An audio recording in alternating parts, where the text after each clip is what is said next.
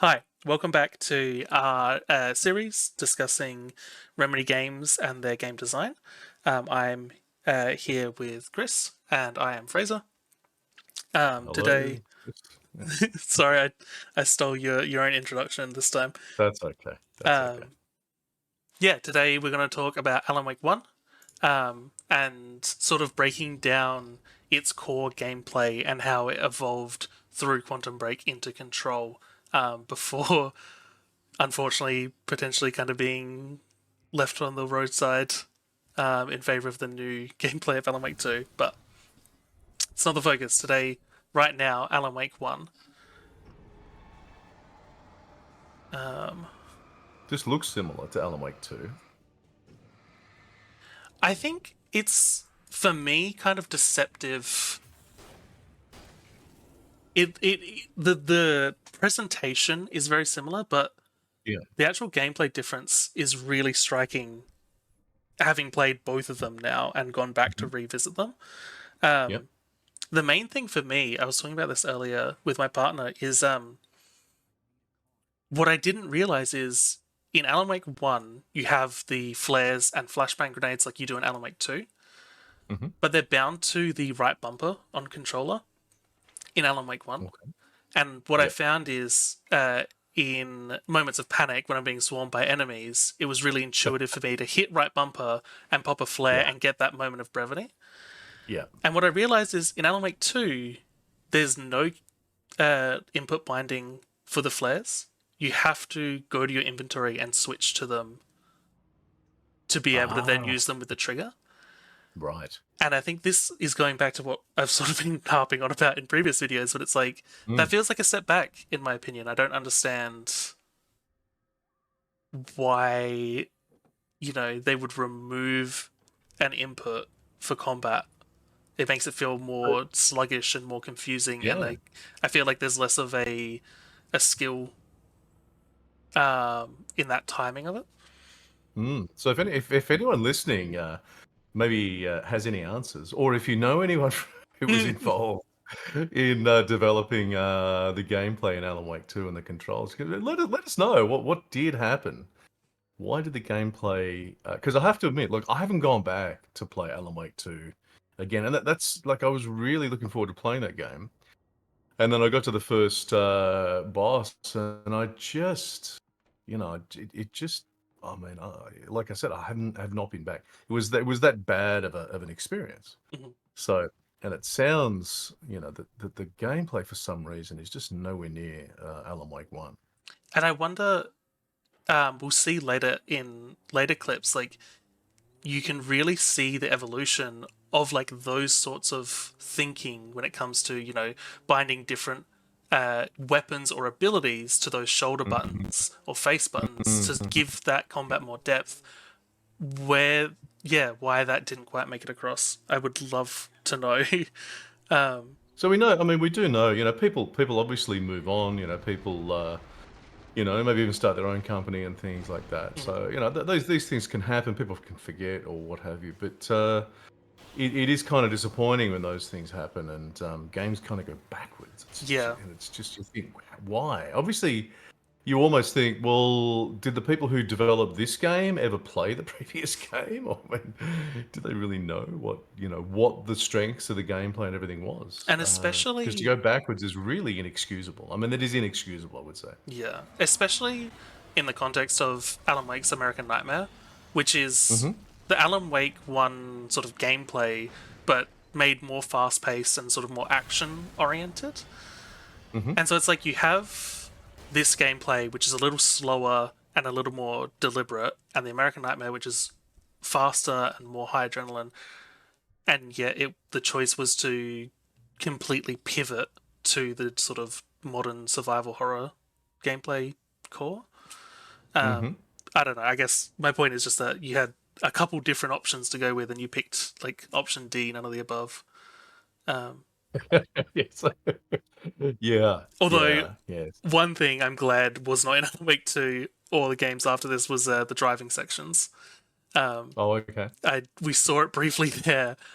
I Uh-huh. uh, I don't know if it was a product of the time. Like I feel like back in that 360 PS3 era, every game needed like a driving section. But Mm-hmm. yeah, I don't know. I found the controls to be really clunky for the most part, Right. but I did Right. enjoy how it sort of made the environments feel bigger. Um, and that's Yes. part of this core gameplay that I've really liked evolving from Alan Wake through the other games is sort of the exploration. Um, in Alan Mm-hmm. Wake 1, we saw it just briefly. There are like caches, uh, sort of with clues in that light fluorescent paint, the yellow paint. Yep. And so, Classic yellow paint. Gotta have yeah, yellow paint. right. And so, you know, Alan Wake 1 is very flat. There's not a lot of climbing. You have a jump button, but I only ever hit it by accident, if I'm honest. Mm-hmm. But there is still that exploration side of it, and so these bigger maps, when you have the cars, give you that option to sort of explore these landmarks and be rewarded with better weapons, more ammo, and whatnot. And I feel Yep. like you can see that evolve into Quantum Break has a similar sort of hidden set of upgrade points where you need to explore the Mm-hmm. environment, and you have the climb and the mantle. It's a little bit more vertical, the level design, but it's still quite limited, and I think that's mostly because you can only jump and climb. And then, of course, we've Mm-hmm. talked about it before, but into Control, you then have that double jump with the float, and the exploration takes like another jump again in terms of, I guess, satisfaction and complexity with the hidden Mm-hmm. walls and all the different upgrade points you can get, and all the lore and collectibles that are often hidden behind locked doors and destructible Yeah. walls. So, yeah, I guess I'm glad to see the cars gone, but I'm really glad that they kept that exploration side of the game and So really with pushed it. just in that, yeah, along that, that thing of open world and vehicles. Like I do remember. So this was 20. When did this come out? 2010, 2011 ish. 2010. Yeah. Okay. So we're talking Unreal Engine 3 time, I think. And like that was kind of when there was a stage. So I'm thinking it's about the same time when you did get the opportunity for large outdoor environments became something of a thing in game engines in general. Right. Along with obviously driving, so you had to have some sort of vehicles. Hmm. And I remember just thinking how appalling the vehicles were in the Unreal Engine. Like, obviously, this is back. This is sort of where are we now? This is like 15 years or so ago. But yeah, there was just this thing. Hey, we can do open worlds, and yeah, really big environments, and yeah, we've got to have vehicles then to do them. So I think we've sort of hit on this a few times where in the game sort of industry, in the sort of culture or something at the time, or the zeitgeist, there have been these things which have sort of defined the way games are at that particular time, and we've obviously moved on from that now. We don't have to have big environments with vehicles. Yes. So you may actually be completely correct with that, with what you're saying here. That yeah, they felt that they needed to have a vehicle because that was just simply where the game engines were at. That was sort of Yeah. something that was happening. So And it does have you may that. have guessed that, yeah. It does have that feeling. It's like in these Yeah. sections, it's what I expected from Alan Wake when you're, on foot, dodging enemies, entering new environments, finding hidden things. And I remember the first time there was a car, I was like, wait, I have to drive this? And I was really just, I don't know, I wasn't expecting it. Um, And it wasn't very good and it's because really quite rough. yeah, Um, yeah. but yeah, like I There's some said, pretty bad car in games that are not obviously driving games. yes. You'd hope the driving games actually had good. But I even remember when I played. I think, goodness, which one was it? One of the oh goodness me, which game was it? One of the big open world Rockstar games, which had GTA cars in it. or, Yeah, I think it might have been GTA 3 or something, and the driving in that was awful as well. Like I didn't like that at all. yeah. So yeah, I think we've come a long way. It does. I remember PUBG when PUBG first came out. I mean, there were some fantastic vehicles in that, but I mean, they were pretty difficult to control. Yeah, But they were certainly better than the old vehicles we used to have. it does. Like like I was saying, the driving itself is pretty rough, but the way they used it to create these really interesting environments with landmarks that you could explore. It in a similar vein, I found the enemy positioning in Alan Wake One really quite charming in the sense Hmm. that it felt so intentional, the placement of all these enemies. Hmm. Like you will be running through an area and they'll jump out of the bushes that are right next to the path that you're running on, or you'll go into a small enclosed house and you'll be waiting for an enemy to be behind every corner. And it was almost in Uh-huh. contrast to Quantum Break and Control, where I found those games typically felt way more like there were hallways that connected to arenas that you would fight enemies. Maybe Quantum Break Yes, more than I agree. I Control. definitely agree, actually. Yeah, and I think Control as well. Yeah, it was like there were definitely areas where there were no enemies, mm, um, and you kind of knew there were not going to be enemies. yep, And then it was like, yeah, you open up this door, and I was like, oh yeah, um, not quite the same as the boss arenas that I think we all know about now. yep, We all expect those, but there were certainly those arena areas. So I think, presumably that's maybe just the paradigm they used, in the design of the enemies in Control.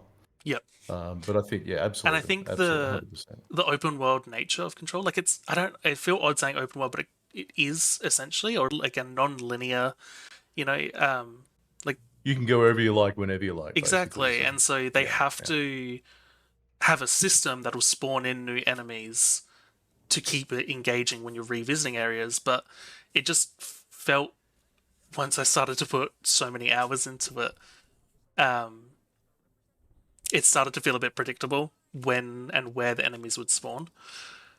I actually found it kind of annoying sometimes in Control when you'd go and clear a section and then you would.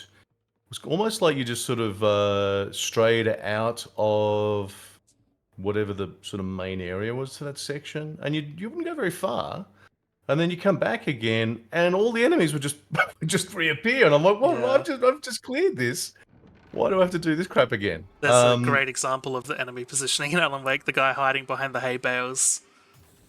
I just, yeah, I don't know. Like, there are those moments in Quantum Break and Control, but, uh, It'd be interesting to compare that to other games again as well, because the positioning that I'm seeing here does remind me of the sort of more old mhm, school type games, which were more deliberate. The design and everything. I guess now that we do have a lot of these open world games, that's probably a bit less of a thing than what we used to have. mhm, Um, but with the linear, those sort of linear games, yeah, there was a particular way, to design those environments, and there wasn't much randomness in where they placed the enemies and stuff. So yeah, I'm assuming that's kind of the same thing here. So I don't yeah, know whether that seems to have changed a bit, perhaps. I don't know. It talking about it, I have to say, yeah, I can't. I'm trying to think of other games that I've played. You don't really. Oh, maybe. And this is not but some of the Resident Evil games certainly have. yep, In fact, watching this right now, it does remind me of Resident Evil. Some of the Resident Evil games, Resident yeah. Evil 7, for instance. Oh, actually, another thing with the enemies, which is about to come up. Um, I don't remember in Alan Wake 2 any the Dark Presence really possessing objects like it does in Alan Wake 1. Like we Hmm. see here, it takes over this harvester, I guess. Oh, that's what they call it, yeah, a Oh, harvester. okay. And I don't know, I found it to be such an interesting way to introduce variant in the gameplay without it just being Mm. another enemy. Like, I guess this is technically a boss. It just doesn't feel like it to me. And I don't know if maybe that's the narrative and the themes of the game lining up more strongly with the gameplay and the combat. Mm. But if I think of Quantum Break and Control, it tended to just be boss enemies, and then especially Alan Wake 2, I can't really even think of any objects that you had to sort of burn away. In Alan Wake 2, Yeah. I'll have to take your word on that because, as I said, I haven't got past that I mean, that first boss. I suppose even if there are, it's not that memorable, not sticking in my mind. Mm. Jump over to American Nightmare here, because I found this game to be, yeah, such a fun little expansion on that core combat loop and making it more action packed. Which I So, what are the think, key differences you reckon? You were saying you're pointing out some of the differences in the combat and the gameplay style mhm, in this one compared to the original. I think uh, the biggest difference would be how quickly you burn through the darkness shields on the enemies. Um, so yeah, in Alan Wake, you have, oh, don't look at that aim. You have your flashlight, and you are required to burn away the darkness on almost every enemy before you can damage them physically with your weapons. And in American Right. Nightmare, it just burns away much faster, but you do need to Mhm. focus your light beam on every enemy. Whereas in regular Alan Wake, some enemies, their shield will start to burn if the light's on them, and then burn faster if you focus it. And then that's in Mhm. even more comparison to Alan Wake 2, where every enemy has a darkness shield, and you have to press the focus button, and it uses one of the charges, which is one of my biggest issues with Alan Wake 2. Um, there's Yes. very little Yes. thought behind the management of your flashlight charge. It's just you have to use it, and then you will put a new battery in when it runs out. Um, Whereas here you Mhm. can toggle that sort of focusing just when you need it to stun enemies rather than completely burn away the shield.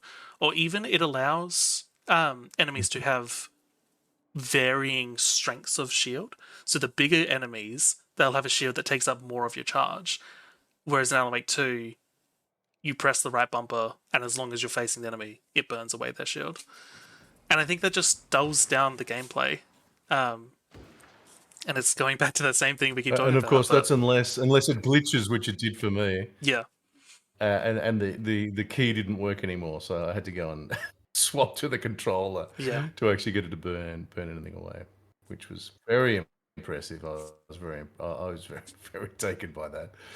Um, yeah, yeah. And So this look, it's interesting watching this because I've never played this. This is definitely they've definitely looked at the game and said, okay, there's kind of a fun. This reminds me a lot of the stuff that we used to kind of have, where you'd have like you know, the sort of story mode, and then you just have sort of like a fun shoot 'em up kind of mode. yeah. This kind of reminds me of the fun shoot 'em up kind of mode. And what I love about I don't that, know whether there's much story in this. well, that's the thing is, this is the arcade mode for American Nightmare. There is a story mode that uses these same like revamped Oh, okay. mechanics. The story isn't as great Mhm. as Alan Wake 1 or 2, but it's compelling enough, and they have Mhm. managed to keep a lot of the maybe not necessarily the made it canon in Alan Wake 2, but at least a lot of the concepts and ideas Mhm. they've brought over again. And so yeah, this footage is Mhm. just the arcade mode of it, but the fact that Remedy has had this appreciation for Alan Wake's gameplay, but also the story, and it's like it feels like whenever they're doing Alan Wake, they're trying to do both of it. And it's like that's why I have to Yeah. assume with Alan Wake 2, it's not a lack of love for the gameplay, it's just, you know, a couple things happened differently or went wrong that led to the gameplay being so vastly different in 2. I'm Um, sure there'd be something. I mean, we don't know what it was, but whether I mean, budgetary issues. I mean, that's certainly a possibility given the yeah. focus on the graphics and the graphics are superb. Like the graphics and the acting and the story and everything is just amazing. Mhm. But the gameplay is, and as we said, we were talking about this the other week. The gameplay in a lot of these very very kind of photorealistic, highly narrative-driven things uh, was it Detroit Mhm. Become Human and Heavy Rain? I mean, it very much feels like in that line of games where the gameplay is really not anything very much. It feels very much like that. It's like they haven't really cared for the gameplay so much, which is disappointing. Yeah.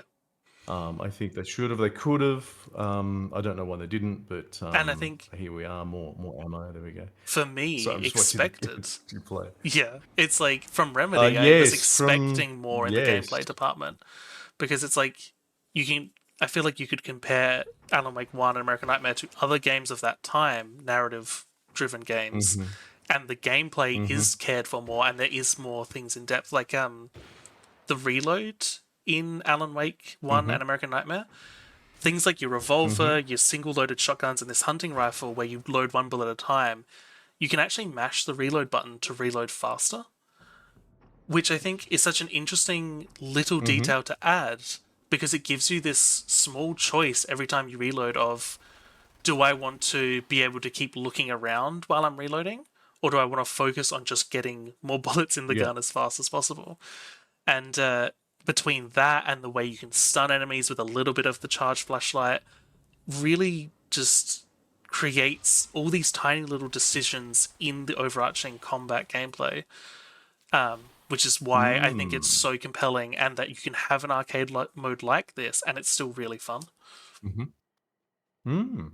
So I like that idea. I have to say I don't think I've ever played a game that has done that before, where you actually reload fast. You reload faster when you are button mashing, and I like Hmm. that because I am a button masher. Yeah. I often panic and just mash the button. So I mean that's actually a Hmm. pretty good option. I really like that. Yeah. And they got rid of it. They didn't include it in Alan Wake 2. Yeah. We might have to try and get in touch with someone from who is at Remedy, and have a chat with them about some of this stuff. Maybe I don't know, or maybe someone who was at Remedy, because there's so many questions. There's so Yeah. many questions that I would like answered. Um, Just a little and bit of insight. Yeah. I do know someone. I do know someone who is at Remedy. We've talked about this person. I won't mention their name or anything, but maybe I'll send them an email and say, hey, can we have a chat? Yeah. See what they say, because that could be quite interesting. I I would think. love some insight, as long as I don't get sacked for giving away secrets and stuff. All above board, of Why is course. the Alan Wake 2 gameplay so crap compared to the previous game? Maybe we don't go in That's what so we'll hard on answer. them, but we come in a little bit softer. Well, yeah, a little softer, but I'm just, yeah. This is in the context Hmm. here, but Of course. it's just, I mean, I find, it's, well, actually, just coming back here again as well. So looking at this, what we're looking at here. So there are some of these things that we are very much familiar with now, I think, from all the Remedy games. So they do. So in this one, obviously, um, you use your flashlight, you burn away the darkness. And what Remedy does really well is, it obviously they've got some really talented graphics programmers working for them, and they do these really nice effects. And they obviously spend a lot of time on them, and they're different for each thing. So in Control is different to um, Quantum Break, is different to Alan Wake, but you can still see. So when he shines a light on it, there is this other stuff going on, which is just really nice, Yeah. and it's almost a signature thing now Yeah. from a Remedy game. And you can kind of say, I'm enjoying watching this gameplay, by the way, as well. Excellent. This is Fraser's gameplay, Yes. so he's doing well. This is almost a serious Sam moment. Yeah. It's It's being swarmed by. but that's what I was saying at the start of this. It's like if I didn't have my right bumper for those flash grenades, I would have died. I would have lost all Yep. momentum. And I can switch to the flare gun, which is sort of, your big, powerful, limited ammo weapon once I get that Yep. distance. And yeah, it's just really, yeah, really satisfying. And I Very satisfying, which is exactly, I mean, that's a really good word. That's exactly the experience that you're looking for yeah, when you're creating these, this sort of gameplay, when you're creating particularly combat. It should be satisfying, and those effects you were talking about, I think, really feed not into not it too. clunky.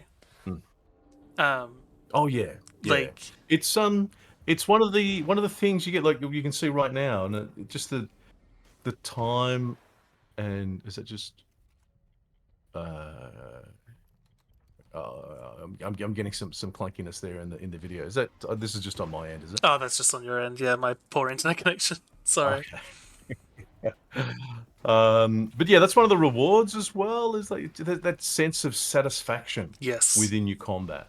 When you Yep. burn that away, you can see it burning away. You're doing something. There's this kind of dark, smoky stuff going on there.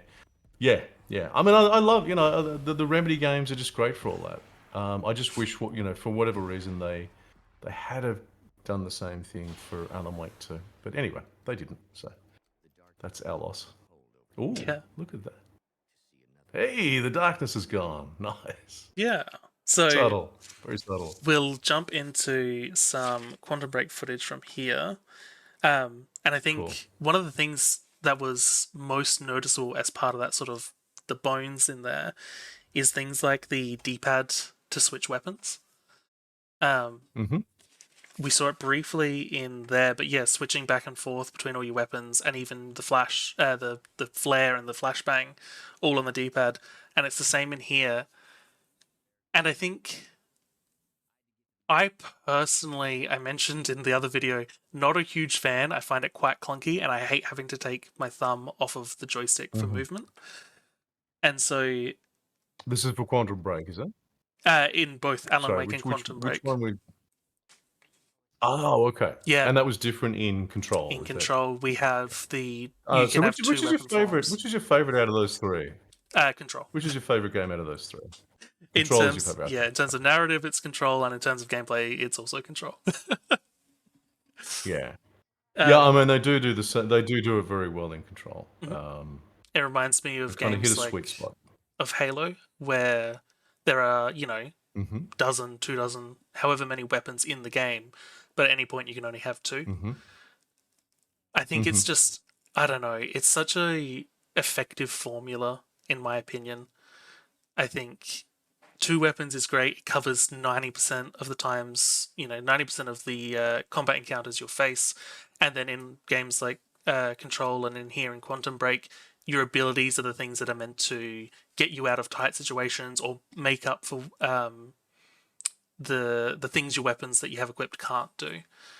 So you still get that sort of back and forth, push and pull between the weapons and the abilities in Quantum Break. But yeah, I just find that D-pad selection to be just a little too intrusive.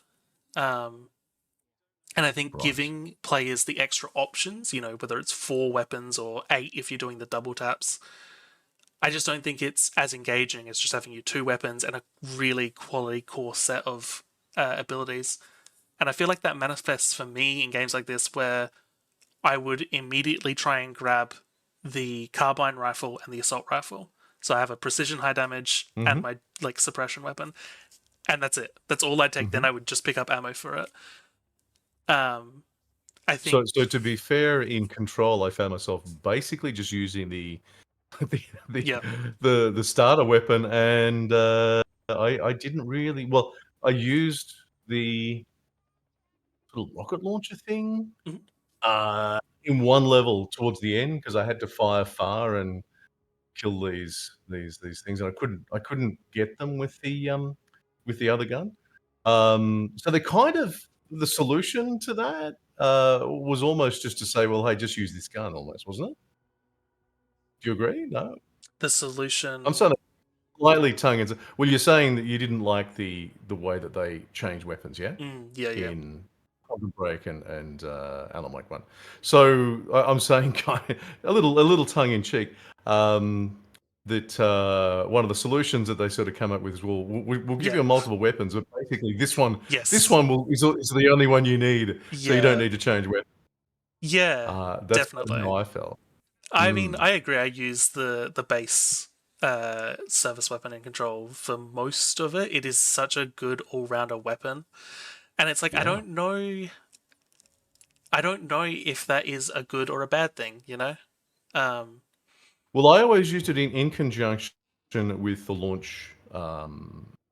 yep, launch ability, yep, because particularly enemies with a shield, you yep, kind of had to take them out with the launch and then smack them with the service revolver, wasn't it? That was yeah, the one, the service weapon. yeah. I don't But remember the yeah, I think that specific. combination of the 1-2, Hmm. yeah, the 1-2 that I found was like using the launch, throwing stuff at them, and then hitting them with the service revolver And I was pretty think much what I needed for 98% of the game. and I think we see the same thing in Alan Wake One.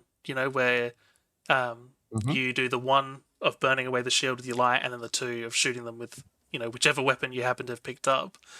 I think that base Yeah. combo, the idea of um, enemies being this twofold sort of deal with it in one way first, and then once that's done, you can attack it from a different, with a different sort of style or need.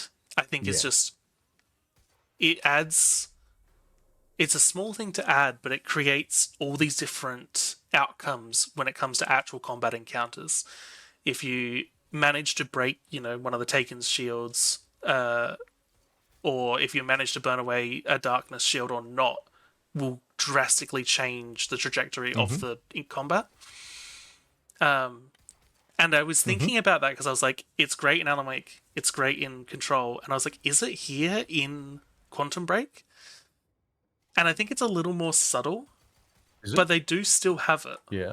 So Um, how would you say it's here in? Yeah. So explain that. yeah, so if you see on these enemies, they have these backpacks. Those allow Hmm. them to experience time when it's frozen. So some enemies will get frozen in your abilities, like your right bumper ability locks an enemy in time. Hmm. But if they have one of those backpacks, Hmm. it actually they will be able to move through it as if it weren't there. Um, Hmm. and so it's not quite as elegant, I'd say, as Control or Alan Wake. But yeah, essentially there are some enemies where your abilities are less effective because they of the type of enemy they are. I think it would be cool to Right. see more enemies, almost like in Control, where they have that one enemy that heals the others, and you have to take that out first. It would have been cool in Quantum Break to see maybe Oh, so annoying those guys. Yeah. someone generating, Uh, some sort of field mm, that allows enemies to resist your abilities. So you have to take that down first, or use your guns, and then your abilities are more effective. They have a similar idea where there are mm, generators that create a zone where your abilities don't work, but I find that's way mhm, more black and white. It's your abilities don't work in this area, so you have to go and press the button and disable it, and less of like that flexible sort of solution where you know in Control you can lead enemies away from those healing orbs, and if they're far enough away, they mhm, don't get the healing, and you can kill them then. Um, mm, but yeah, it's interesting. I guess I don't know. Maybe they tried this new sort of approach with Quantum Break and found that the old classic, give them a shield that bullets don't work against, break the shield, and then you can shoot them. Just yeah, adds that really just enough complexity to force the player to take things differently, but it's not so complex that it's doesn't make sense or is hard to understand in the middle of a firefight. mhm. Um, I think I'm kind of wondering whether, in a sense, that sort of 1-2 idea, where you've got to use the double attack, is almost like a kind of a design pattern. Hmm. Haven't really talked about design patterns so much, but design patterns are something which are very important in different areas of design.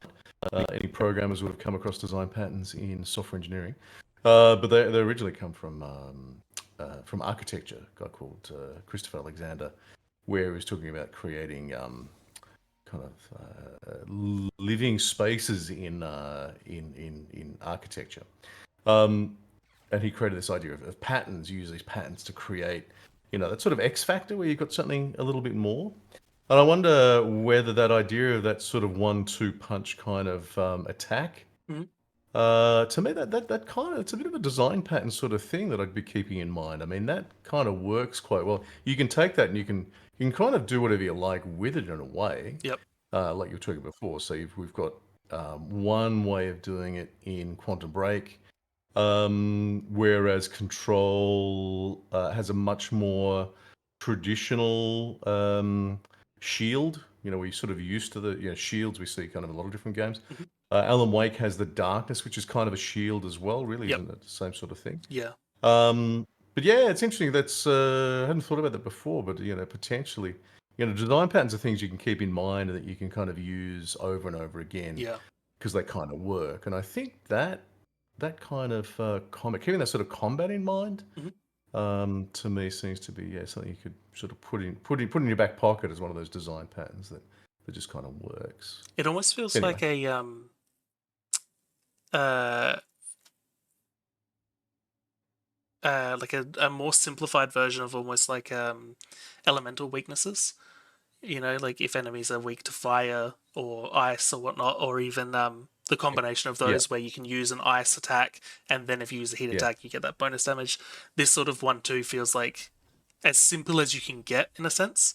So yeah, I definitely yeah. will keep that in mind because it's Simple in a lot of the games I simple is love. good. I mean, yeah, yeah, because simple, you can start with simple, like you're saying there. So you've got your basic, your one, two, however you want to, however you want that to be, and then you can add things to it. Yeah, where you've got things like elemental attacks or some sort of special attacks that you need Hmm. to use as well. The problem is the more complex you go, like the problem with games often is cognitive load. Hmm. There's a lot of stuff going on, and these days the amount of time it takes to learn a game is often, particularly for me, I find, because I'm pretty busy doing other stuff.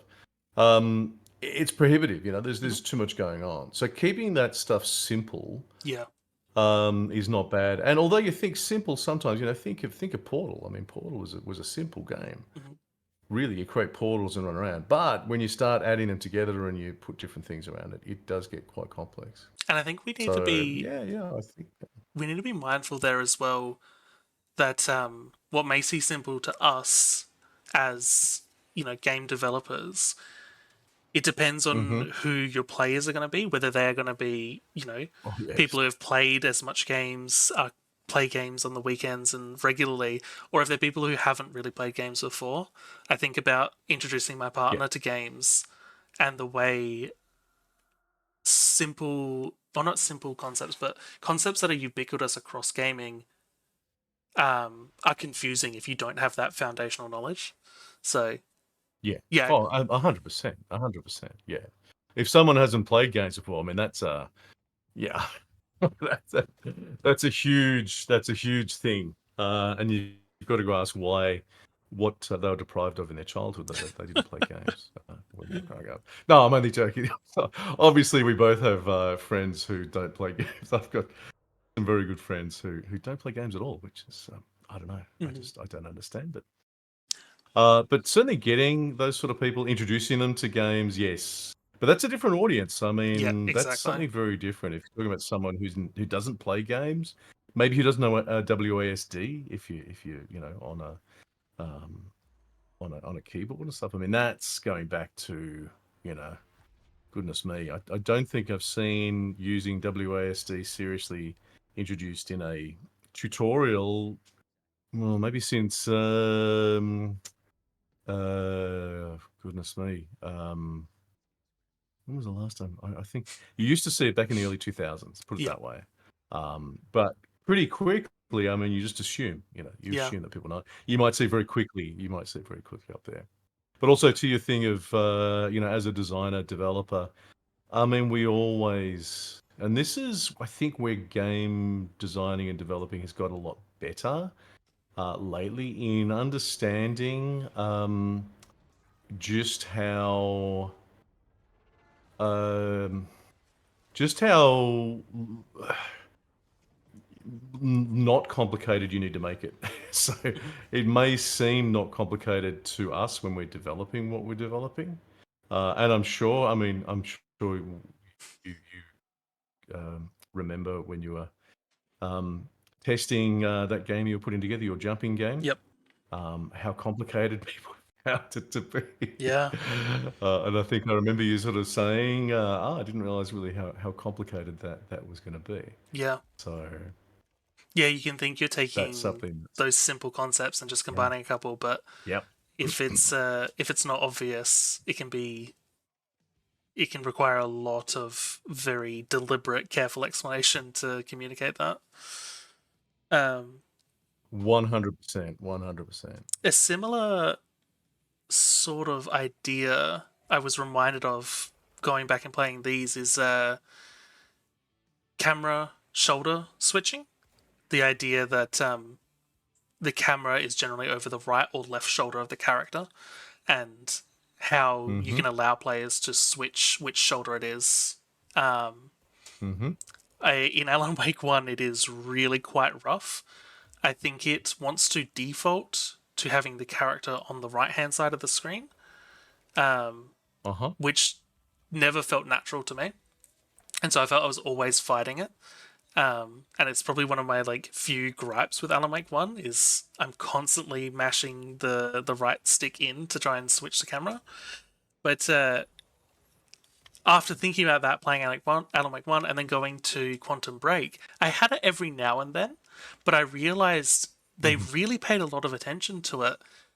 Where when you're not in combat scenarios, I believe it's typically centers the player character, so it doesn't have a preference. It doesn't Mm-hmm. stray to either side, and then in combat it will pick a side. But I feel like they must have some So sort this of was Quantum Break, was it? This was Quantum Quantum Break. Break? Yeah, I feel like they Yep. must have some sort of system in place where it registers sort of when you are pressing that input and trying to figure out if you have a preference Mm-hmm. and if you do, keeping it there. Because I only had to do it a couple Mm-hmm. times and then it would be set. And then if I left the game, came back another day, I might have to do it a couple times, but it would be set again. And then I think about it in Control, and it's Yep. like it ended up being a case of I think I use it either coming up or earlier, but I use it tactically. Where if I'm coming up on a certain corner, I will switch shoulders just to get a look around it without exposing Yes. the whole character. But the fact that Yes. it went from being a Yep. problem to less noticeable to then being Mm. an extra detail in the combat, I think is well, it's what I hope and what I kind of expect from Remedy in terms of their game design typically. So yeah, it was good to see, Yeah. I thought. Yeah. Yeah. Yeah, I agree. It did take me a while to work out what the button was to Yeah, I think change down on the to D-pad. change yes, it is. And you can actually do it even when you're not aiming, which is Hmm. nice. Took me a while to work that one out as well. Um, one of the things I think, we haven't really talked about this, and we are coming, we probably need to wrap this up at some stage soon. But I've just been doing writing up some stuff on HCI, so human computer interaction. And I think, a lot of this stuff, so HCI is sort of more from, HCI is about usability and, oh goodness me, what are the two things? Usability. There's two sort of main things there, and I forgot what they are. So I was writing stuff up on them just the other day, and but I think a lot of this sort of stuff. So HCI is actually impacting the development of games as well, and in fact, I think they are bringing a lot of HCI in there. So HCI is about minimizing cognitive load and making things obvious for the player. And I think this is really coming in. And this is why we're seeing the impact of these general things in IT and programming in general, Hmm. which are coming in, and we're seeing the impact on them in games overall. It sounds to me So yeah, like we haven't really it's talked. it sounds to me like it's that idea of sort of removing the pain points and the Yeah. hurdles that are getting in the way of players playing the game. I don't know if that sort Yes. of sums it Yeah. up in a way. Well, it's interesting because what I've been writing is um, is something saying that HCI is not game design, because the reason is HCI is all about making things easier for the player or Mhm. obvious for the player, and reducing cognitive load, which is certainly something we need in game design. But if you think of, say games like Souls-like, in fact, part of the gameplay is actually making it difficult. So there should be challenge in there, which goes against the whole idea of HCI, the core elements of HCI. Right. So game design and gameplay design, I'm kind of arguing that game design should be like a discipline on its own, Yep. which in the academic sphere it's absolutely not at the moment, which is disappointing. I'm trying to argue that it is. It should be. It shouldn't belong in HCI. It shouldn't belong in game studies, which is more about uh, humanities, and it certainly shouldn't be programming either, which is another area which wants to own game design at this point in time. So, but it is obviously heavily influenced by different parts of it, and HCI does play a role in game design, but it's not the be all and end all. It's not actually, Mhm. there's other elements which don't really belong in HCI. So happy to talk about that at length at some stage if we think that's an interesting topic. Oh, it's got my brain thinking about. You mentioned Dark Souls and the difficulty, and it does spark that part of my brain that is constantly thinking about difficulty and accessibility tools, and that debate around Dark Souls not having any difficulty settings. But yeah, that's for another day, definitely. That's a very interesting discussion. Maybe that's something we can go into. Have you played Elden Ring much I at all? have. I haven't played the DLC, but I played Okay. played through the main uh, when it came Well, out. maybe that's a game. Maybe that's a game or a set of games we can talk about one day in the future, because we can certainly talk about that idea of HCI and gameplay, Hmm. and I'd actually be interested to compare these games with that as well, because we did mention this last week. There's some specific things in those Souls-like games that make them Souls-like Hmm. games, and the challenge, etc. I guess So if anyone wants to hear about we that, probably leave a should wrap it up comment. there. There was